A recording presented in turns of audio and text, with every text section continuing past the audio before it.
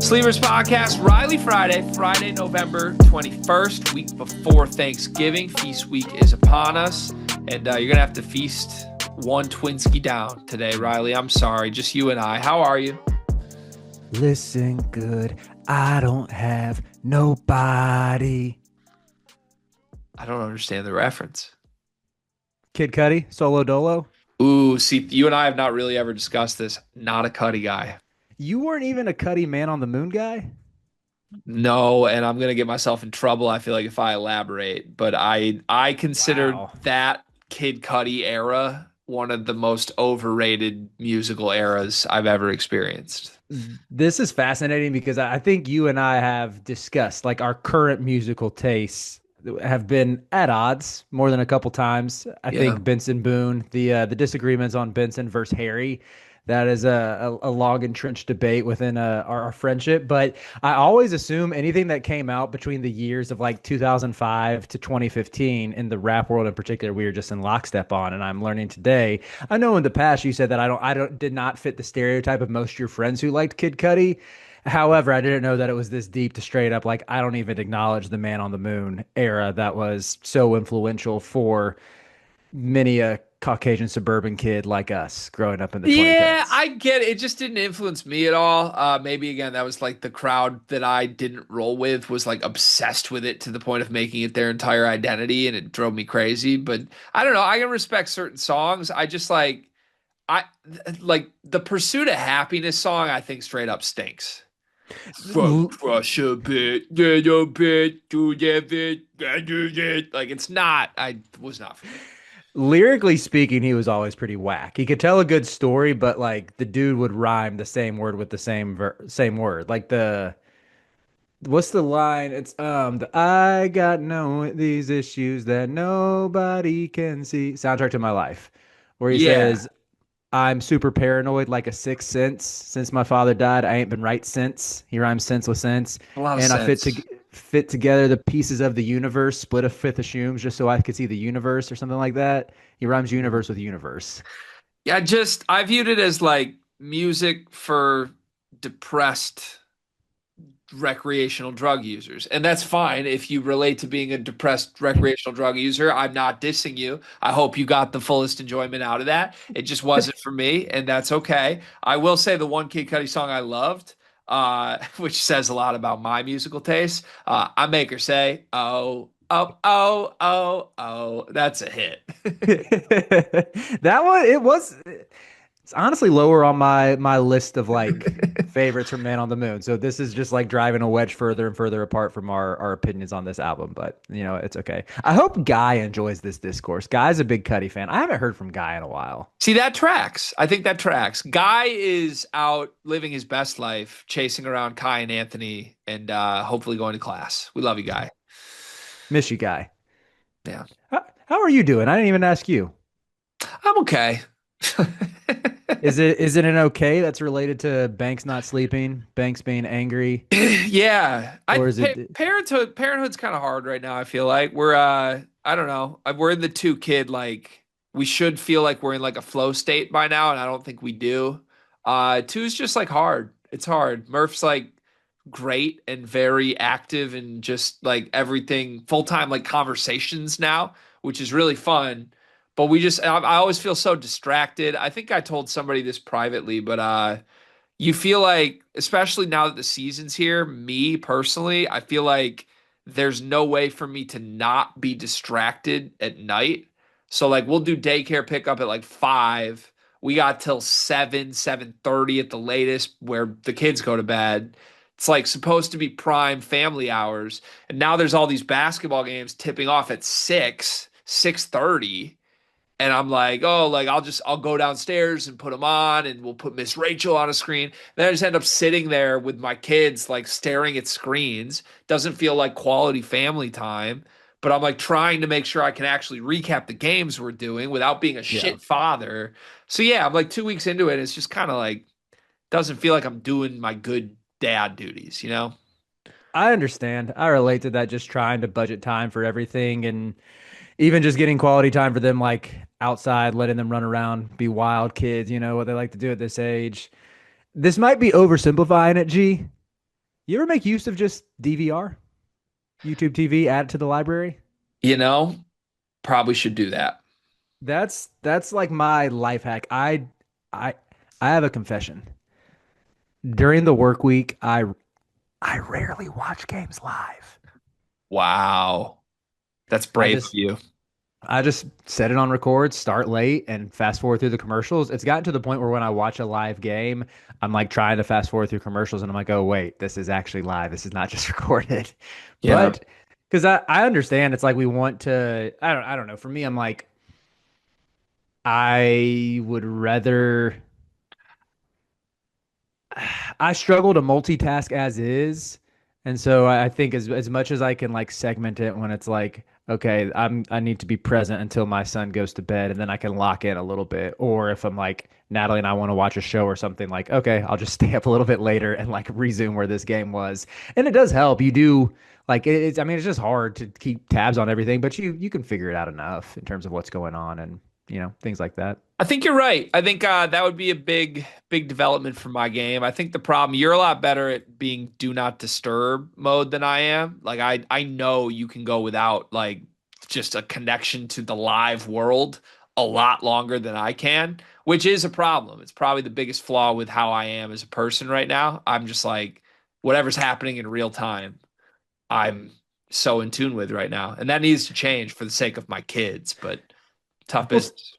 it's don't be too hard on yourself, G. We're all working through it. It takes practice. It takes, it takes trial and error to figure out what works, what works for you.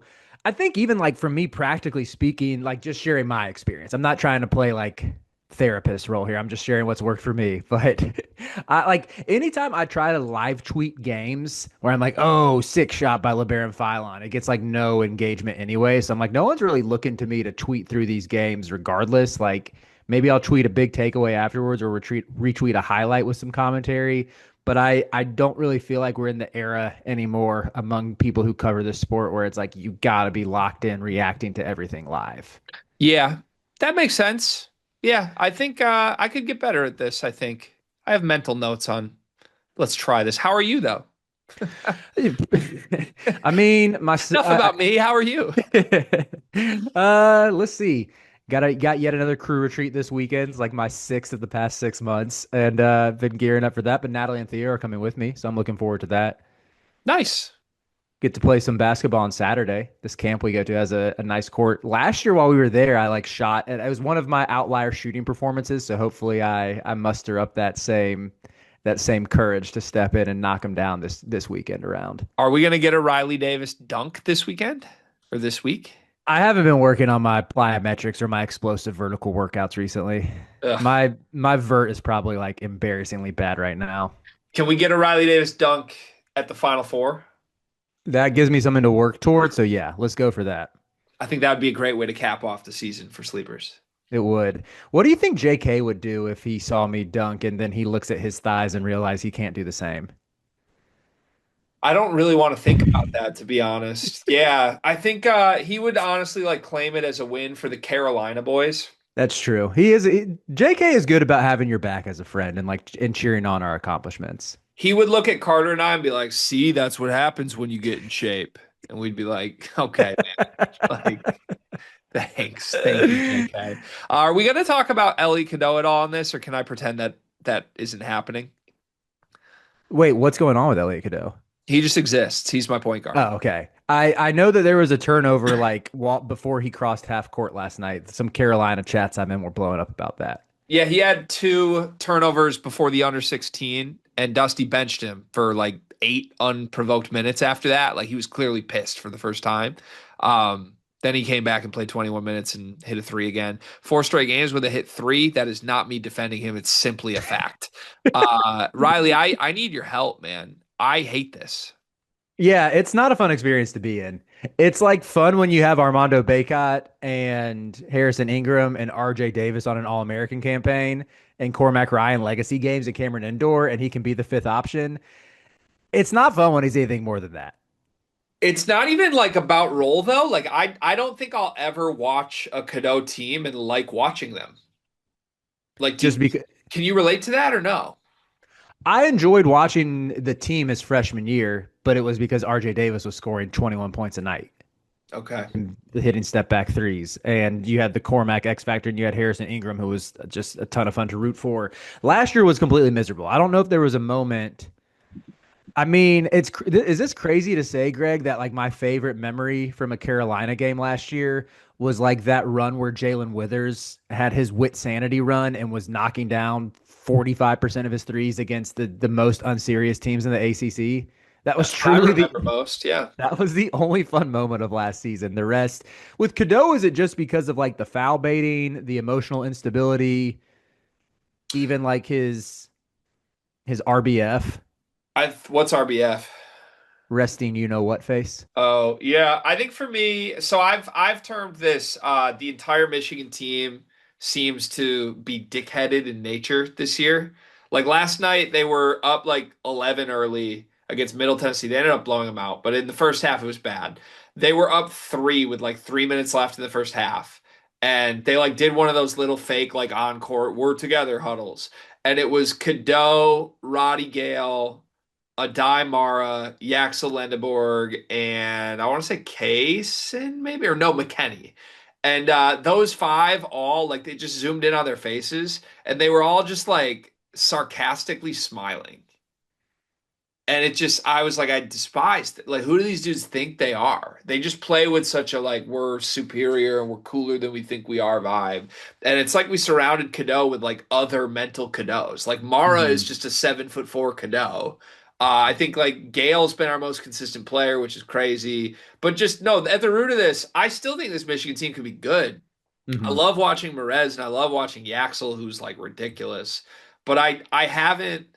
I truly have not been able to watch a minute of my team this year and found the experience fun because I hate the way Cadeau plays.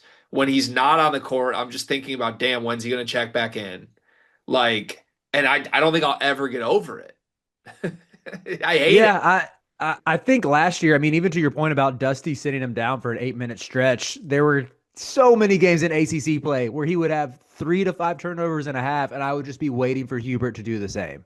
Yeah. Like you have Seth Trimble, you have Ian Jackson. Why are those dudes on the bench right now? I know they're not perfect either, but I relate to that a lot just in terms of he's the type of player where you for his I think it might have been Brian Ralph said this that he's simultaneously the best and worst passer in college basketball. Yeah. That's a good way to put it. and and you see and this has been his like so going back to his AAU days, and even when he first committed to Carolina, he was always like, "Oh yeah, guys like playing with me because I pass, I get them involved." But even the way he carries himself with like talking like that, it's not like don't get me wrong. There are times where you see the passing flashes, and it's like borderline transcendent. The way that he sees windows and passes guys open, and the live dribble stuff, like he has moments where it's like, "Dang, there's." Hardly any guards in the country who can replicate this, but it's all the volatility and inconsistency coupled with that. Also added to the point that I don't know if the jumper is still fixed 3 years into this, but even the way that he carried himself, kind of in hindsight, it's easy to say in hindsight after watching him play on my team for 2 years and to sort of be one of the faces of last year's team that was I mean, among the biggest underachieving Carolina teams of probably the past 2 or 3 decades, like for real, the one of the teams that failed to hit expectations the most. Where I just go back and read those quotes about like people love playing with me because I just like getting in the ball, I like to pat, like just the way that he presents and carries it. I'm like, dude, I don't think I buy this. Yeah. This this is Yeah. very much like passy pass game. This is like what we said with Elijah Hawkins doing the passy pass thing times like 10. Yeah. I don't know. Where I feel like I can deal with my team being bad, but enjoying them. Like I watched an 8-win season where I still was like, I like watching Doug. Like mhm. I want to watch the train wreck. Like this team, I genuinely feel like this team could win a national title, and I would be like, yuck, I hate that. And it's largely because Cadeau and Mara is the same thing. Mara, like Ralph's point, best and worst Pat, that's also Mara. And they're Mhm. both like just soft as shit, and they're the whole team. So like I guess I'm mad at Dusty, but I really don't know how to process it. It's crazy how things change in a week, G. This time last Thursday, we were on here saying Mara is both our unicorn in college basketball and our best shot blocker. Yeah, I mean, he had a double double last night with four behind the back unnecessary turnovers. It's just like, okay, all right. Should we get to the show before I like drive a screwdriver through my eyes? We can get to the show. Do you have a YouTube comment or do you want me to pull one? Ooh, do you have any more stories to entice the people with? No, I don't, but I do have All YouTube right. comments up if you All want me right, to I'll turn pull. it I'll turn it over to you then. Let's scroll through these. A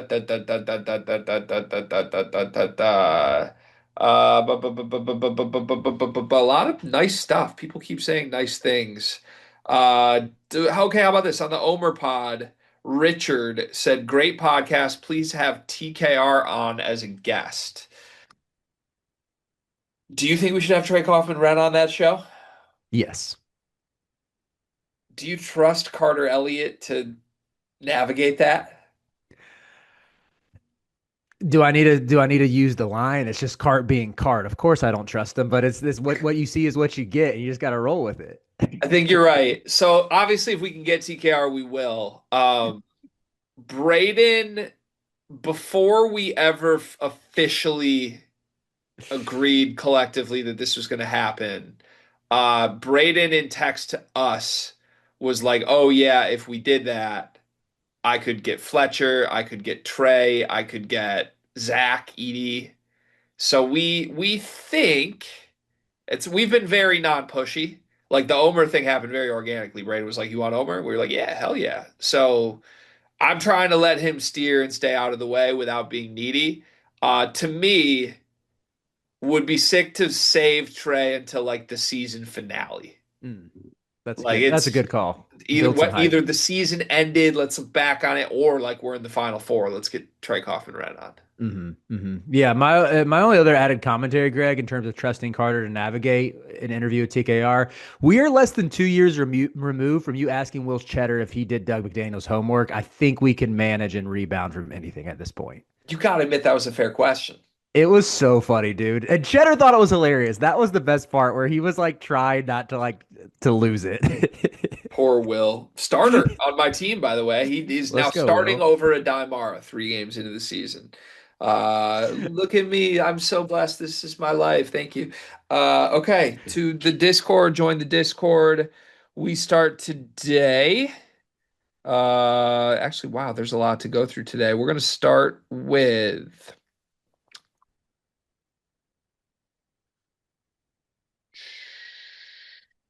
Enoch, who says, "Can't wait to shoot 3 for 22 against Detroit on Friday. Overall, I liked what you said in the Kentucky recap about the shooting. We will never shoot 50% again, but it's just going to be so inconsistent of who the 2 through 3 shooters MSU has. Somewhere in the middle between 21 and 50% from last night, but just never consistent enough to count on. What do you think Michigan State shoots from three at the end of the year, Riley?" 32%. I think 30. I think they're going to be bad, but 30 will feel great some nights. All Hail the Pope says, rumor has it Otega. I don't know if we should do this or not, but I'm just reading the Discord comments. Rumor has it Otega hooked up with Mo D's girlfriend. I hope it's false, but it may make sense on why Owe is checked out. We also heard this rumor. We heard a lot of different Kentucky rumors of this nature, and don't worry, we've sent them to our resident message board specialist, Tristan Freeman, to vet. We haven't heard back on the findings. Do you have any comment, Riley? It would not surprise me if there's some sort of chemistry issues, whether it is related to Mo Diabate's girlfriend or whether it's related to something else or whether it's related to money. Like there's so many factors here at play, but you can't watch. I said this to Dion on the morning after. You can't watch Kentucky's 7 footers, whether it's Malachi Moreno or Brandon Garrison, get out rebounded Yeah, by Kerr Tang, and think that everything is okay. for sure. I mean, look, you never know. Crazier things have happened. I'll say this. Look, you've seen me get on podcasts before with Carter where I've very visibly been upset with him. It doesn't mean he hooked up with my wife. Okay. Like there could be other much smaller, less serious reasons that this team isn't working together. All hail the Pope says, at a time of crisis, you are supposed to look to your leaders to get through it. Pope looks as if he's already been defeated. What player do you think could turn this around? Like player on the roster? Yeah, I think that's what he's after.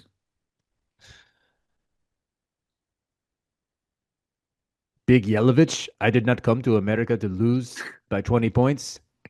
And everybody just gets their act together. I don't know. I'm There's so like afraid of your accents. You're so good at these.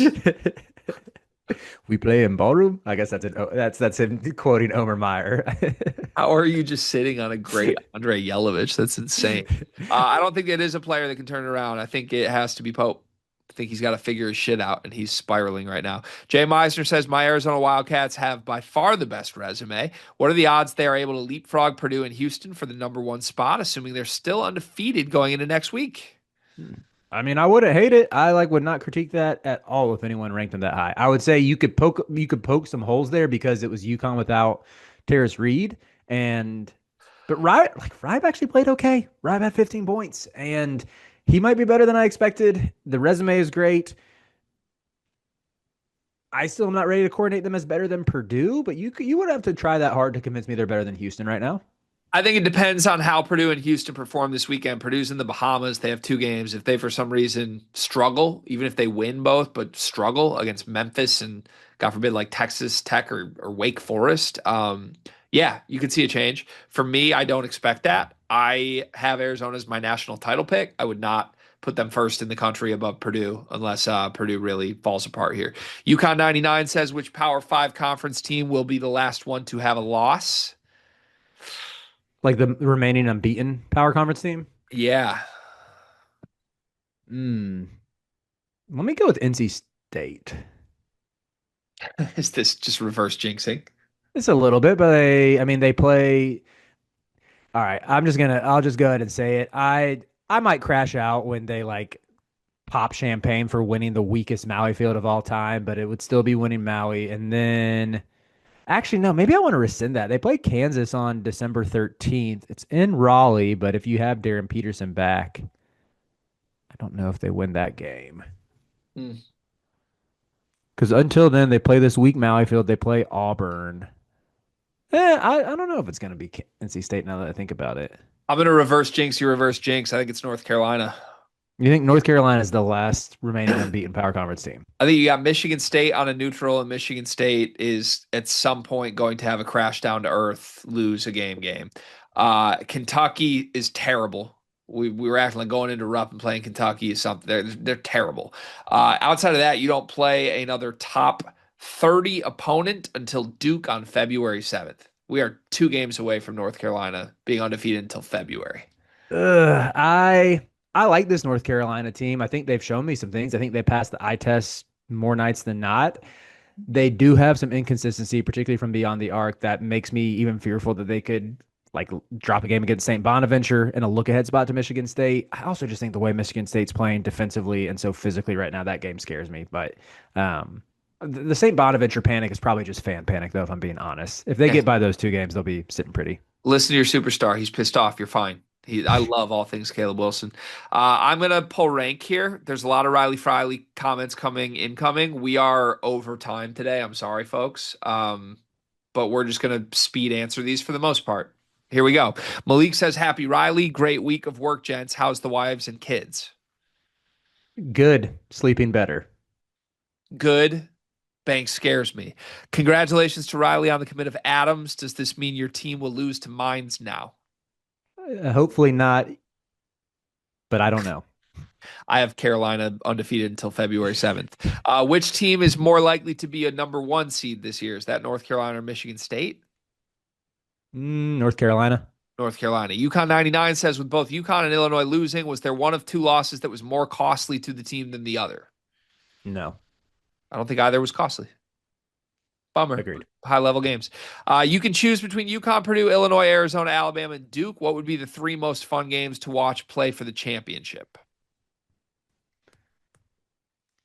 Give me. Sorry, can you read the team one more time? UConn, Purdue, Illinois, Arizona, Alabama, Duke. Give me Illinois and Louisville. I'm going off script. You're just completely going off. I think Illinois, Arizona, basketball wise, would be my favorite. I think Illinois, Purdue would break the internet. And I think Alabama's brand of basketball. Alabama, Arizona would be really fun too. T Staffy Can I says, give? hey, Can I give? I know we're speeding through, but I will just say UConn Purdue rematch would be fun. Arizona Duke is always a good game. great answers. T Staffy says, hey guys, when is the proper time to put up Christmas lights? First weekend of November, middle of November, or after Thanksgiving? After Thanksgiving, but if you want to go middle of November, I'm not going to stop you. It should be after Thanksgiving. Kids has changed my perspective on everything because we have our lights up now. We turned them on 2 nights ago for the first time, and you should have seen the look on this girl's face. Like, just more happiness is not bad. And I'm a softie now. T Stabby says, hey guys, bonus comment. What is your top five Thanksgiving foods? Stuffing, family recipe. Turkey, unfairly hated. Mashed potatoes, always go to give me those three, and I'm happy. Mac and cheese fourth, and I will throw in, honestly, keep the rest. I'm good if I get those four. At my family's Thanksgiving table, stuffing one, mac and cheese two. Although I will say, like at a generic Thanksgiving, I'm a guest. Mac and cheese falls down the list a lot. I'm just a sucker for my mom's mac and cheese. Stuffing, mac and cheese, mashed potatoes, turkey. Give me like a pie as five, a little dessert. Pie would make my top five. Yeah, there we go. Okay. Fam says Happy Blessed Friday. Y'all know how we rock. Looking ahead to Feast Week. Why are so many teams moving away from MTEs? Maui and Battle for Atlantis used to be special. Money. Players era. Yeah. They So money. it killed all MTEs. It's harsh reality of life, fam. Sorry, Unc. Logan says, since you guys now have pull at Purdue with running point, what are five more things you would use your pull to do at Purdue if you had unlimited pull? I would wear a Purdue Pete mascot head at least one episode a month. That's nice. That's really nice. Yeah, we were trying to figure out because we think we got the paint crew to like do a braid and assist tracker, so we think we do have some pull. Um, I'd have to think on this. I think Gee, I'd I get. got a good one. What do you got? Painter, sleepers quarter zip post game. That'd be cool. Yeah, like some sort of sleepers co-branding. I think I'd get rid of all the decibel counters. I'd sell different beverages than the Purdue branded IPAs that they sell in Mackey. I would make sure that there are bars that open before 1 p.m. on weekday game days in the general West Lafayette era. And I would get Harry's under new management. Still mad about it. Your Serbian boiler says, what are the odds that Washington still finishes bottom half of the Big Ten after a decent amount of hype? They lost to Baylor, but outside of that, they only beat Denver by 14. Bunch of uninspiring performances. I kind of expected them to come out the gate with a bit more gas. Yeah, I am panicking about my Huskies. I have not watched them since the Baylor game. Have only box score watched, and it's bleak times in Seattle. Hans Steinbach didn't play against Southern. Hans is hurt. That's the big thing. We can't judge them without Hans. He's what makes this team special. I'm worried about the spacing, though. They don't have enough shooters around him at all. I think I'm back. They're in the middle of the pack. Still think they should make the tournament, but they're not the sneak contender, I thought. War Chant says in an end of game flurry, Greg takes the bragging rights title by 1 point as he predicted the points in the Illinois Alabama game. Carter was off. Title defense number one for Greg. How many points, rebounds, and assists combined does Petrovic have in these next two bye games? Two buy games, three stat categories, 15. I'm not into Petro like having as big of a role, I think, as people think, but maybe I'm wrong. Most interested to see how Petrovic develops, looks in these upcoming games. Do you think he could be a game changer? I think I just answered that. I like him. He looks good. I think this team has way too many guys that need the ball in their hands, and unless they're gonna like make him a 30-minute a game guy, it doesn't make sense. You got anything to add or no? I mean, those threes were nice, but I think this Illinois team is really good. Very curious how they manage. This was my question, and when we did the biggest question marks for top 15 teams or whatever a couple years ago, a couple weeks ago, was like role allocation, who has the ball win, because it's like whenever you see Andrei Stojakovic go on one of those heaters, it always comes at the expense of like everybody else, which Yeah. isn't a bad thing. He can take over, but it doesn't feel like it's on brand with how this team normally plays. It's not. They're incredibly unselfish, great passers with size and shooting everywhere. And then when Andre gets going, they all stand and watch. Mhm. So I don't know what you do because Petro gets the ball movement better, but even Petro has to be like the playmaker every possession. So I don't know. They're gonna have to figure it out. War Chant says Illinois didn't set the game time for Saturday's basketball game until this week after football was announced. It's non-real televised game on BTN Plus. Do you think it is a fail by Illinois to set a 1 p.m. tip? No, I think scheduling's hard. Yeah, no further comments. Yeah. Aiden says if you could bring back someone who transferred away from your team this offseason, would you do it and who would it be? I don't think I would bring any of them back. Wow. Maybe even Allen, so I'd never have to see Zayden High again. You don't want Ian back? We got Luca. Luca's better. That boy stink? I don't know if he stinks, but he's just been very uninspiring so far. He's coming off the bench. We got Isaiah from NYC in the Discord saying he's bad and that Hubert saw something. Yeah, I guess that boy stink. Let me see here. Do I want Fat back? No. Do I want Sam Walters back? No. Do I want Justin Pippen back? No. Do I want Jace Howard back? No. Do I want Trey Donaldson back? That actually save that answer because it'll tie into a topic later. I'll save that answer. Getting Cadeau was the right move. What do I personally want? I want Trey back. That's the end of the comments. Thank you, comments. Can I interject one more thought, Greg? Yes. I know we're flying through this, but I have not thought about Fat Brooks in about a year when I did a topic called the Fat Brooks candidates. After Dusty said we will need him at some point. Jawan Howard's final gift to the Michigan program. And this is a true story, folks. This is a real story. Jawan Howard called Dusty May when Dusty took this job.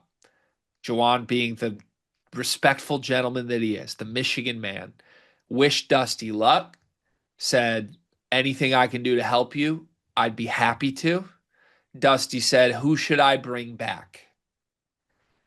Jawan said, I would keep Fat. Let Christian Anderson go. This is where we're at. Let's get to the show. First topic today, what do we have? Greg, earlier in the week, you and Carter did a topic on 10 teams that are better than you thought they were. I want to stick to a similar theme and say these are 10 players who are better than we thought they were. Okay, I thought we were going to do worst teams, and I was going to be so scared. Okay, I Nah, like nah, nah. it. No negativity today. I like Do you it. want do you want me to kick us off? I always, please. I think the clearest answer to this one is Jaden Bradley. Like that dude is as I'm thinking through the best point guards in the country, I feel like he can't fall further down than like 5 or 6. The dude is a closer. He's become an absolute master in the mid range. It seems like he comes up huge in every big moment for Arizona in both their marquee games. He just produces, great defender. And as we were looking at this team in the preseason, I was really high on Arizona, but I thought it would be because of more Burries than Bradley alongside Koa Pete. And he has stepped up and answered the bell and then some. I endorse that message, winner. Every time I watch Jane Bradley, I'm like, I would not want any other guard in this game than him. He's sensational. I don't know if you'll allow this one or not, but it's the same exact thought process as Jane Bradley for me, and it's a former Arizona player. I think it's Kylan Boswell. Boswell was on my list too. Boz has turned into exactly what Bradley has turned into, this just like tough as nails guy. It's still going to come down to how much he shoots and how well he shoots, but he's 37% on 5 attempts from three a game right now. He's a winner. Him and Bradley both are like the guys I could see being the Tristan Newton on a national title team. I think it's a really good comp. Yeah, I'll give you credit that you were pretty high on him in our top 100 players. Like I was probably either going to have him in the 80s or 90s or unranked. And then I was like, okay, well, Greg thinks he's top 60. Maybe I need to tap into some film. I know he ended the season on a tear, but it's been really cool to see him pick right up from that. And on that topic of you going a former Arizona player to an Illinois player, I will go with a former Illinois player and say Adam Miller at Gonzaga.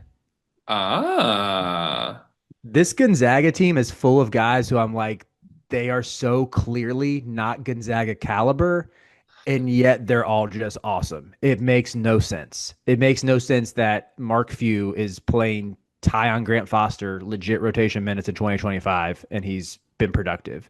It makes no sense. He's doing the same with Jalen Warley or Adam Miller, but I think Miller's been the best of that bunch. And just with like this dude was in the same high school class as RJ Davis and Caleb Love.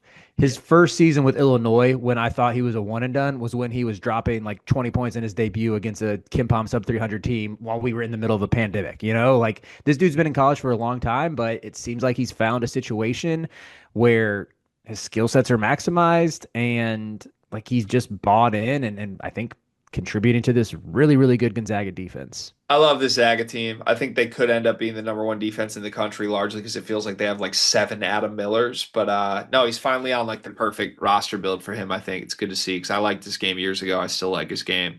I'm gonna throw one I'm still surprised about out Cameron Carr at Baylor. He was on my list, and he will also probably factor into the next segment as well. Wow, yeah, he's at 24 a game. He's doing what I thought Tunde would be for that team. I had no idea he was this good.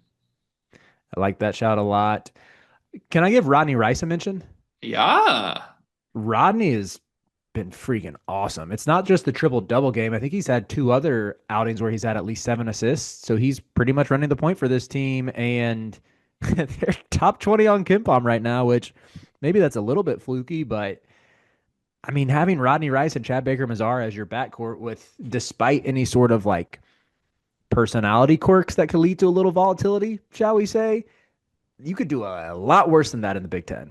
100%. The triple double he had was pretty ridiculous. I got to be honest. He's only shooting 33% right now, too. Like that, he hasn't even had the 3-point volume yet. Yeah, super true. I endorse that. I have another one. I don't know if I'm going to go undefeated on your list, but feel free to lie to keep this up. I think Aiden Holloway's on my list. I had an Alabama guard of your choosing between Yeah. Latrell Wrightsell and Aiden Holloway. So we can go with Holloway. That sounds I good to never me. thought Holloway would be like an 18 a game guy. I feel like he's like year two transfer, like living up to all his recruiting pedigree stuff, but none of this was there last year for me. He looks great. Well, even beyond that, like you saw it in the St. John's game, he was breaking dudes down off the dribble, getting into the paint, hitting floaters. It wasn't just catch and shoot threes like he was. That was almost all of his shot diet a year ago. He's been awesome next to Phylon. So very much endorse that. This might be the first one that you try to veto, but I'm going to put him on here anyway. Keyshawn Hall. I'll let it go. Keyshawn Hall, like I was a fan of his at UCF, but I acknowledge he had been a career loser up until this year. Yet all he's done is score like 22 a game and he rebounds like crazy. Like that dude is such a maniacal rebounder and like he has been everything for this team that we thought Tahad Pettiford would be in terms of shot creation, ability to get a bucket, and then some. So I think Auburn's playing pretty good ball, and I want to give him a mention. I am perfectly okay with that. I got zero issue giving him some love. Once again, I'm going to put this to the test and see if you allow this. Do you know who Wisconsin's leading scorer is right now? Is it Nick Boyd? It's Nick Boyd. Nick Boyd was an honorable mention, so I'm fine to put him on there. I think he scored 20 points in what, like 3 of their 4 games? Yeah, he is matching John Blackwell just in terms of scoring prowess right now, which is crazy. That's crazy, dude.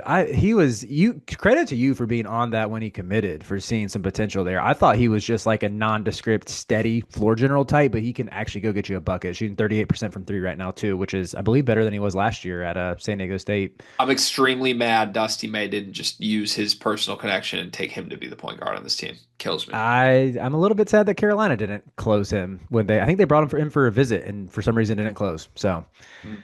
good job, Greg Gard. Okay, I have a freshman in your conference. Darius Adams, I think, is going to be good this year and really freaking good in year 2, You're not spooked by the last game. where he shot like 0 for 4 from the field, but attempted 17 free 21 throws. free throws, yeah. Which, like, I mean, credit to him. So I had Matt Maderno on the Maryland recap for the almost lost to Mount St. Mary's game this morning.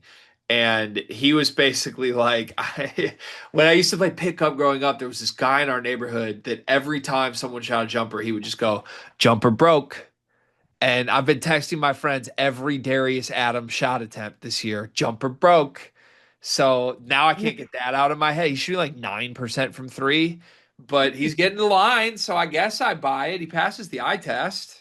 Yeah, so he's 2 for 21. I didn't realize his 3-point percentage was that bleak. When it leaves his hands, it looks like it's going in. Like I don't know, but there must be something about it that is broke. But Where I think he's been most impressive, it ties into the foul drawing. Like he's way more explosive, way more shifty in the paint than I realized, and he's been a good finisher too. So we don't have to throw him on right now, but I at least want him in contention. Jumper We have broke, two. man. We have two. We have two more spots left. So with the list right now is Jaden Bradley, Kylan Boswell, Adam Miller, Cameron Carr, Rodney Rice, Aiden Holloway, Keyshawn Hall, and Nick Boyd. So there's two spots left. I And have a nominee that I will bet my life is not on your list. all right, let me hear it. Bryce Sanford. He is not on the list, but Nebraska is good, so I'm willing to hear you out. 18 a game, 4 rebounds, 3.5 assists. Jeez. Okay, He's their Price. he's their best player. Him and Rank Masters duo is like ridiculous. Price has basically turned into Peyton Sanford, but with a more versatile game. He's great. It's really fun to watch. I didn't even think he would be like a starter on this team, let alone like their best player and first option. Nebraska is good. I think they're a tournament team, and nobody really realizes it yet. He's fun. I'm good with that. I'll give you my last two nominees. So I have Darius Adams as a nominee. I would throw both KJ Lewis and Shelton Henderson in there. I think KJ Lewis probably has the best stats right now, and Georgetown is halfway decent. So maybe I give him the nod. Yeah, KJ Lewis is averaging 19, 7, and 2 right now. I want KJ Lewis on this list. That's a great shout. I think he deserves it. I sort of wrote him off because he shot 18% from three last year. And I know like his freshman year, Arizona, it's like this versatile wing who's a little undersized, but really maniacal defender. To see him round out his game, shooting percentage still isn't great, just 33%. And I would assume that's on a low volume. I don't have the totals in front of me, but I mean, if he can put the ball in the basket like this, he's very valuable for this team. Yep, 100%. I love this list. I think we did good with that. Topic two, take it away. Greg, I'm going to introduce a new topic, as you know I am prone to doing. And I just have to say, this is a nod to our absent third co host today. Earlier in the week, he mentioned Fergie's discography, Stacey Ferguson, for those unaccustomed. And this little segment I like to call Big Teams Don't Cry. Can you do the honors of leading us into it, Greg? La da da da. The smell of your jersey lingers. Can I at least get the chorus? Am I just singing the regular words? Yes, because the premise for this segment is teams that miss these respective players that transferred out. Oh my God. Do you want me to sing the chorus to Big Girls Don't Cry right now? I do, yes. I hope you know, I hope you know that this is nothing Nothing to do to with do with you. you. It's personal, myself and I. We got We some got some straight straightening out to to do. do, and I'm I'm gonna gonna miss miss you like a child miss their blanket. I gotta get him. Yeah. So the premise here is, like this has nothing to do with you. Wink, wink. How good would these teams be had they just paid their transfer what they wanted, retained them, et cetera, et cetera. So I want it to be.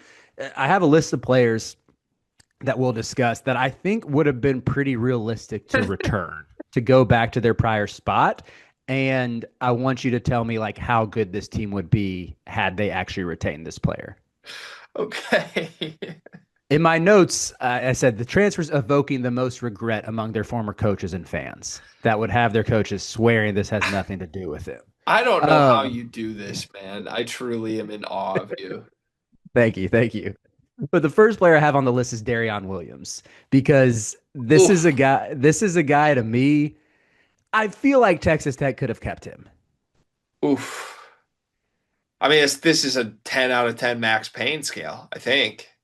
Is it as simple as if Texas Tech keeps Darion Williams, they're the best team in the country right now, the national title favorites? Yeah. Like, are you telling you had a chance to have Christian Anderson at the one, these two knockdown shooters who are content to just bomb threes and guard with Donovan Atwell and Tyree Bryant both have good size. I think Atwell needs to, I would say he's trying to guard. He just isn't there yet. He'll get there as he adjusts to a high level of competition. But then you don't get Lawan Watts. I think Lawan Watts is fine, but he's small. He's can't really check like Williams can. And then if you brought in Luke Bomboye to be your rim protector and you got JT Top and put up these crazy numbers next to them, yeah, that's the best team in the country. Do they if they just retain Darion I mean, Williams? there's a legitimate argument that those three guys, Toppin, Anderson, Williams, are each three of the top 10 players in the country. Mm-hmm. And And Texas, that's something as a Tech fan, I don't think I'd get over that. Like, how often do you have a chance to have that type of talent on the same team? Crazy. he's the type of player when he portaled, I was like, okay, I'm sure Texas Tech is going to figure this out, and if he doesn't go to the NBA, he'll be back in Lubbock, and they just didn't. And I don't know if there was something personality wise that wasn't meshing, but it's like this seems like just look at their football team. Look at their is Yeah. it their softball team? Like they can pony up money like it's nothing. And Yeah. so that to me is the biggest like question mark where Tech will still be good, but Williams is just so much better than Lawan Watts, and Yeah. I'm sad for them. Second up on the list, I had Henry Vasar. Like, how much better do you think Arizona is if they have him playing Mo Krivas's minutes? This might be a consistent theme depending on the other names you introduce. I think they're worse. Really? It's not because I think Vesar's worse than Krivas. Mm-hmm. It was too crowded. Mm. It was way too crowded. I think when you have three guys trying to play 40 minutes that are all of similar ilk, it's better to just get rid of one and let the other two shine. I think Toby Awaka looks improved from last year. I actually think Krivas also looks improved. I like Vesar. He's probably the best of the bunch, but this Arizona front court is like nasty. There's room for Koa P. I think it would only get in the way. This would be like for me. I was just watching that Arizona UConn game. I was really impressed with Krivas. It seemed like he was starting to put, and he's done in other games too, of putting like that potential into actual production. I mean, he finished with 14 rebounds. I think he had a couple assists to boot as well. I still feel like Vasar's the better finisher. Vasar's just so explosive coming off of ball screens and finishing above the rim. I think he and Krivas are probably about even as rebounders. They both have their shortcomings there, but can have those double digit rebounding nights. But that like had Mo Krivas transferred and it was just Vasar and Awaka, and you're not trying to split as many minutes. I think there's a chance they're better, but it's a difference of being like a top three-ish team and a top five-ish team. Like it's not that much different. Yeah, if we go down the domino effect of like you should have kept this guy, not this guy, then I agree. But Mm-hmm. it's hard to nitpick Zona right now. Like that's my title pick. I don't want anything different. Yeah, I'm with you. Next up, I have Denzel Aberdeen. How much better is Florida if they have him instead of either Xavier Lee or Boogie Fland? This is a fun topic. That is a complicated one. He's probably wishing he didn't leave. So is the thought is that they would have Aberdeen instead of one of the other two Hmm. and not in addition to the two. Correct. Yeah. In my head, they would have still tried to get the other two. I don't know if they would have had the money to keep all three though. You don't If think so? Aberdeen got the if Aberdeen got let's say Aberdeen gets offered over 2 million by Kentucky. I don't know if that's what he actually got offered, but he probably did based on that $22 million roster price tag. Let's That say, that's true. and I would guess both Lee and Fland are in that neighborhood.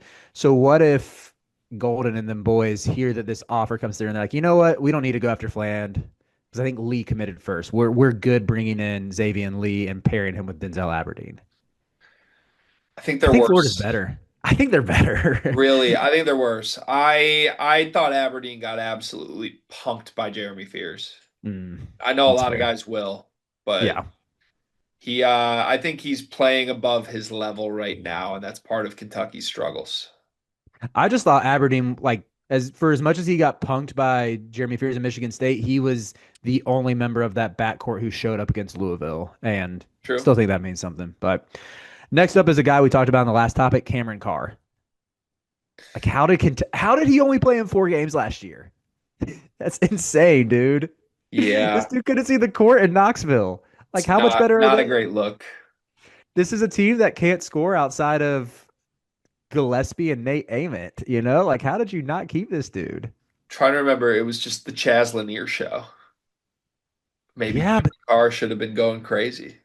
but he's also like, how did you not make space for him though? Like he's Right. got good size. You could have turned him into a good defender. This one, I probably would put him like right under Darion Williams for the ones that hurt the most.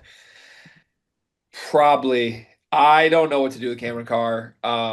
Gave him respect in the last segment. because I still don't think he's this good. And I think like I'm just shocked every time I see what he's doing. But Yeah. Tennessee for sure, I'd be like, how did we let that go? How did we not get that to happen? Next up, do you think Kansas would take either AJ Storr or Rylan Griffin back? Do No. you think they're? I I don't think really they either. well, no, it like they should be better with those guys. Rylan Griffin year two would have really intrigued me, but I don't trust Bill Self to do what he should do with those guys. It's kind of a sad state of affairs if that's how you feel about Self. Like I expect anyone who transfers to Kansas to be the worst version of themselves right now. Man, that's brutal. But it is, I mean, it's warranted. It's warranted based on what's happened the past 3 years. Like, what do we think Darion Williams would be doing at Kansas right now? We think he'd look I like would he does right now? I would like to think so, but I don't think so. hmm, Maybe that's harsh by me, but yeah, yeah. I mean, you have a reason to think that just based on how other transfers have flamed out there in the past 2 to 3 seasons. So, right. last one I have for you, Greg. Teased it in the comments. Trey Donaldson. Damn it. This one's probably the most complicated one to answer. The whole internet thinks Michigan would be better with Trey than Elliott.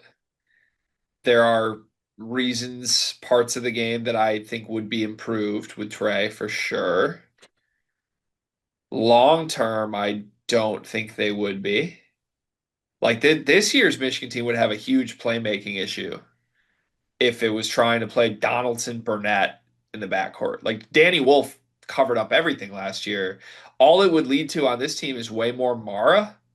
Mara would play 30 minutes a game, and I don't think Mara is good enough to do that. Hmm. So I'm gonna stick with my guns and say Michigan would not be better with Trey Donaldson instead of Cadell. Wow. Can I follow up with one question about my team before we end this topic? Of course. Carolina was in on Trey Donaldson for a little bit. They got in late, and it seemed like a day or two after they entered the fray that Miami just closed the deal. I think with this UNC team right now, the reason when Kai and Evans has looked good, it's been because everything runs through Wilson and Vasar, and those two dudes just like they do all the playmaking. They bury the brunt of the shot creation and the shot. Like I guess Luca too. Luca will get them shots up, but I think Evans is effective because he knocks down threes and gets out of the way. And I think Trey Donaldson could do that and then someone be a better defender. But based on watching Trey Donaldson for a year on your or 2 years on, was it? No, he One was only on year. your team for 1 year. One Do you year. think he could be like a better version of Kyan Evans in terms Yeah. of the role that he has at UNC? I think Trey's a souped up Kyan Evans. I think that's the correct way to describe his game. I think there's higher upside there. He just he really is not a point guard at all. Hmm. Like he just isn't. He can't do it. He's a tiny little shooting guard that wants to shoot threes and get to the rim. He also had confidence issues last year though, so he's not a perfect player by any means. That's why he's at Miami. But I do think he's better than Kyan. The most interesting twist version of this entire exercise, if we're doing our two teams, to me by far, is would you be better with Cadeau still? I do not think so. I think he would mess up what Vasar and Wilson have completely. It's I think you want possible. I think you want spacing around those guys. I think you want guys who don't need the ball in their hands. And Evans is far from perfect, but I think he is good for the role Carolina needs him in. It's possible. I just don't really, and this has nothing to do with what Michigan looks like right now. When Cadeau was surrounded by talent at Carolina, they were great. Hmm. You got talent again. Like Yeah. I do wonder what those I don't think they would look worse with a pure point guard instead of Kai and Evans next to them. Yeah. It's a fair assertion. That's just my personal thought is like Yeah. I want Vasar and Wilson to by far be the guys with the highest usage on this team and with the ball in their hands the most, and Cadeau would screw that up. I think it's very funny that we're both like, yeah, I think our current team is good. Like I wouldn't change anything. And meanwhile, I'm miserable with my team. So third and final topic, what we got? The last topic here, Greg, will be the five biggest storylines in the Players Era tournament. Nice. Love it. And I'm gonna put a little twist on this. Don't put this in the title, JK. Don't use this for SEO purposes. Just put top five storylines for the Players Era. But these aren't just going to be top five storylines. It's top five sleeper storylines. It's like the five storylines that are important to us. Oh, okay. Yeah, Yeah. yeah. Just do the normal title, top five storylines, but just know once you start listening to this, it's the ones that we care about the most. Like it. I'm in. Do you want me? Okay, how should I? Well, I'll open it up to you first, Greg. When you look at this field, I have a list of like seven here that I think will be fascinating, Oh, I but think I I want to just see if want to hear yours. okay, I'll go through this and we can add or take away. So I think the biggest one does Darren Peterson play. I think the second one I have how real is Gonzaga's defense. Third one I have listed can Tennessee get any offense outside of Gillespie and Ament.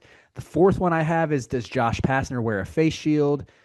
4A is relatedly, is there a post game blow up between the volatile personalities on his team? Number five, I have does Red Autry get fired after Syracuse goes 0-2 with an average margin of defeat of 25 points? Number six, does Buzz Williams do any ridiculous bits? And number seven, will Carter and Riley shoehorn a Creighton headline into this segment? No, real, no, sometimes no, yes, yes. Okay. So can you go through your answers again? Yeah, re-ask the question. I got you. Does Darren Peterson play? No, How real is Gonzaga's defense? really real. Can Tennessee get any offense outside of Gillespie and Ament? No, Does Josh Pastner wear a face shield? part of the time. Can I add some thoughts on that? Yeah. So the last time that Josh Pastner had eyeballs on him was in the 2021 ACC tournament when he and Jose Alvarado won it with dude, they had the ACC player of the year that year. This kid from Raleigh, this big man who was never heard from again. Do you remember his name? Was it Moses Wright? Does that Yeah, sound familiar to I you? think it was Moses Wright. Was it Moses? I really can't remember this dude's name. It's like the worst ACC player of the year of all time. Dude, how did we let that team win the tournament? And then they got packed up by Loyola Chicago in the first round. Yeah, it was Moses Wright was the ACC player of the year. That's insane, dude. It's wild. That was the last time Josh Pastner has had any sort of national attention, and he wore a face shield the whole time. And I think it would be good to if he honored his past by at least wearing it for part of the time. Um, but do you think there's a post game blow up between the volatile personalities on his team, whether it's DGL, Nas Cunningham, Miles Shea? Uh, I no, no, I don't. I really want a post game blow up though. I think DGL is way too comfortable in Vegas.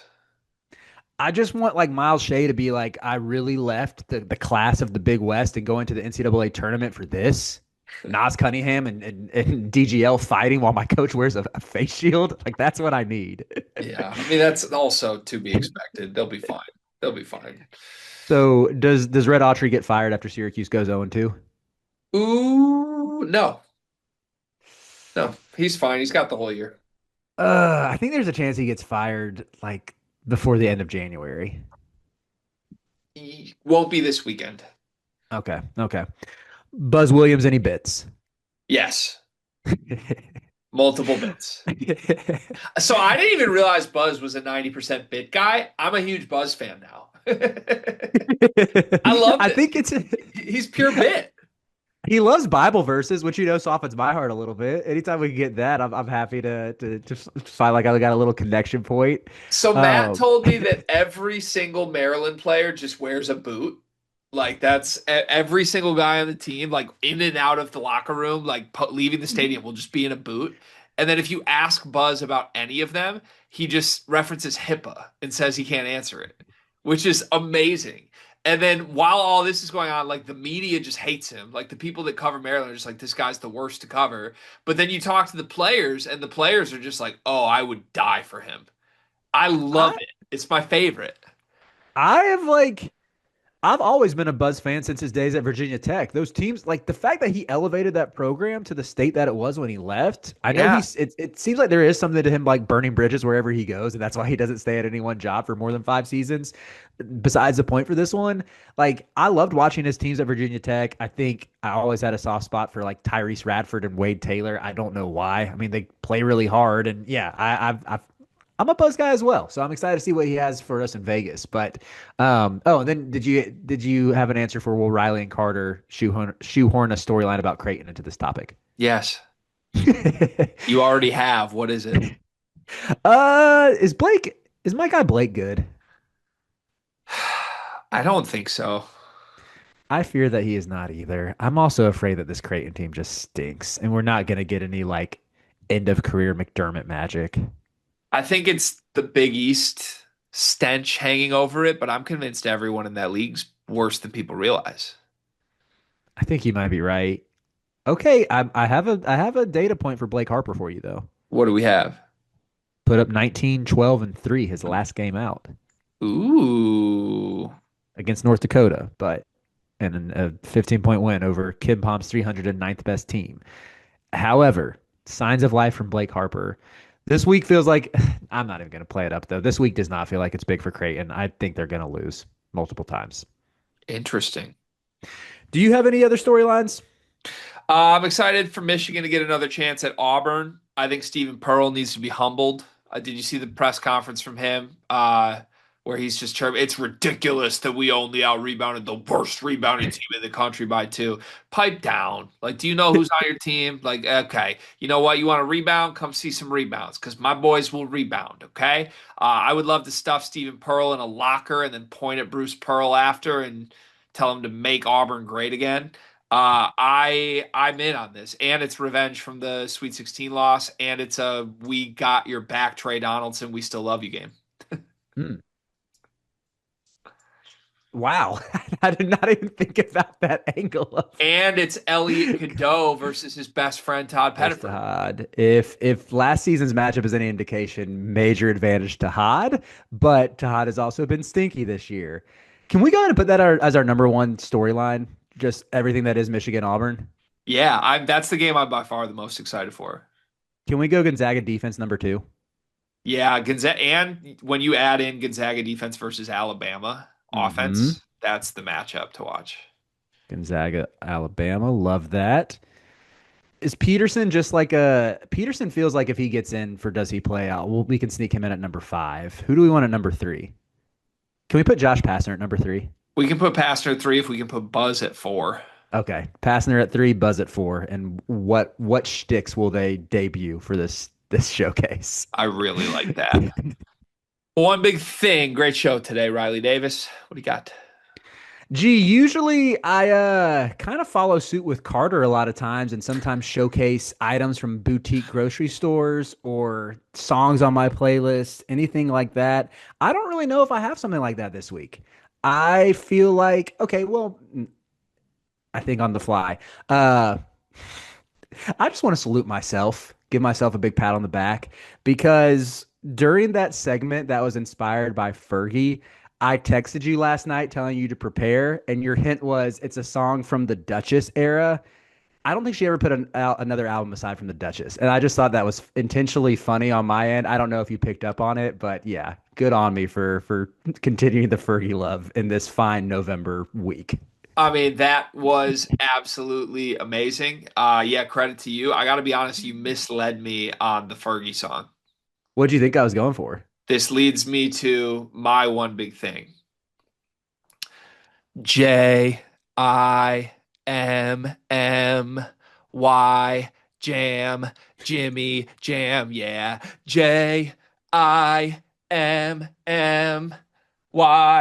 Jam, Jimmy Jam on a Zoom call, spreading my lies. I'm Mark Pope. He ain't the guy with Miss Lee. She is so weird. Yeah, it's Jimmy Jam. Oh, subscribe, Whoa, subscribe, yeah. Jimmy Jam. Whoa. Hold on. What's I got Pilgrim in my DMs. I got Pola check saying hi. Please keep Matt jo- going. Please keep. Matt Jones on the radio saying Mark Pope is not the guy. We got BB in arms ready to run him out the door. I really wish Cal came home. Need Calipari home.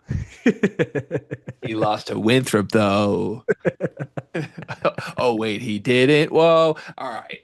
That's the show. You're special. Truly, the creativity you show in these is just unheard of. I appreciate you. We'll be back on Monday, everybody. Cheers.